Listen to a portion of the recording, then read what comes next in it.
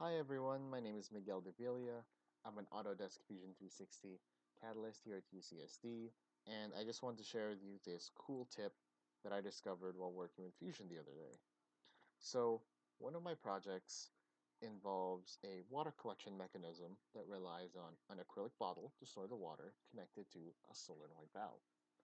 Problem is that this acrylic bottle, well, we just found it on Amazon and it was cheap and the manufacturer didn't specify what threads it uses, and it doesn't particularly thread very well into our solenoid valve. So what I'm trying to do is I'm trying to 3D print a watertight connection that will effectively adapt the acrylic bottle to our solenoid valve. Fusion, however, doesn't natively support 3D helical sketches very well, making it extremely difficult to define and sweep custom threaded profiles, and the native thread command doesn't support every every possible thread combination. The one I'm looking for is the NPT pipe thread, which, if you don't know, is different from a regular pipe thread in that it actually tapers down so that when the male goes into the female connection, it forms a more watertight seal, just like a friction lock mechanism. So what I've done here is that I've just taken my calipers and measured the threads on the acrylic bottle, like so, and just inputted them into a regular coil command onto this cap, which will screw onto it. And you can just very quickly define a triangular profile to cut, and that's all well and good. But this doesn't really help me on my um, NPT connection, because it tapers and has a much more unique geometry.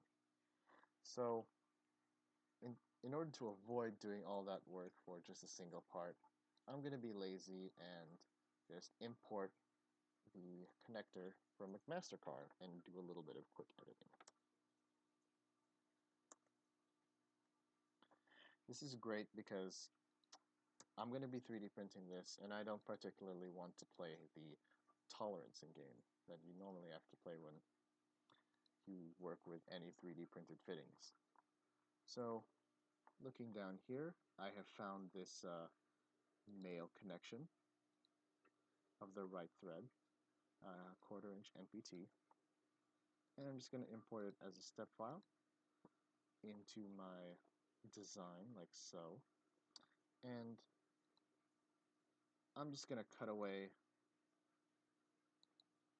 all this unnecessary hose connector bit. I'm just going to start another sketch, just a simple rectangle, lines up with the edge, and just do one big cut extrude,